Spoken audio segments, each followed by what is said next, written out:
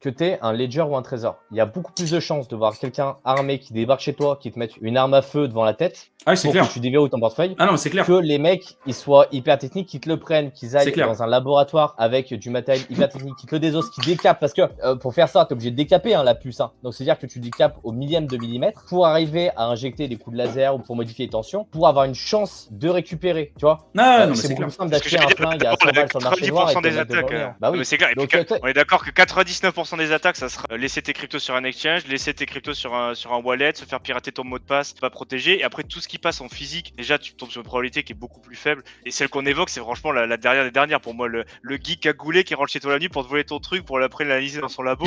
À mon avis, déjà, non, mais franchement, c'est ça qu'on parle. Le mec qui a l'accès, oui, s'il a l'accès en physique, t'as plein de techniques pour y accéder. D'accord, mais la probabilité, faut quand même, il y a d'autres risques à gérer avant, et dont le risque de se faire avoir un mec beaucoup moins technique, mais beaucoup plus baraque qui rentre chez toi armé.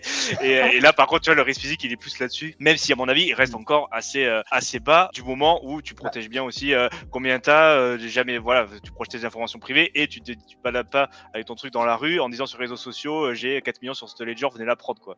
Je suis Ah, mais là, à tel regarde, endroit. dans les cas où dans les news c'est arrivé, c'est soit des personnes qui étaient connues, que ce soit dans la sphère crypto française, ou soit c'est des particuliers parce que c'est le voisin, c'est le mec qui s'en est vanté à une soirée, soit c'est le copain de la copine, Ah ouais. du cousin qui en a parlé. Donc voilà, pour moi, l'aspect physique, il y a beaucoup plus de chances d'être sur quelque chose, de quelqu'un qui te connaît, qui va venir t'attaquer, ou d'un mec taré qui va te croiser dans la rue, qui va te reconnaître ou quoi que ce soit, que d'aller se faire démonter sa puce crypto C'est à clair. coup de glitch de tension, tu vois, pour être honnête. C'est clair. Il y avait des remarques qui étaient pas mal, Adrien, qui disait si on prend du recul, on en est qu'au tout début de l'écosystème crypto, ce genre d'événement est matière à amélioration et d'innovation. En effet, on est aujourd'hui dans un truc qui démarre tout juste, en fait, 14 ans, c'est vraiment rien du tout. Et donc, c'est. Ouais, l'adoption de masse, on n'y est pas encore, hein, avec tout ça. Non, on est loin.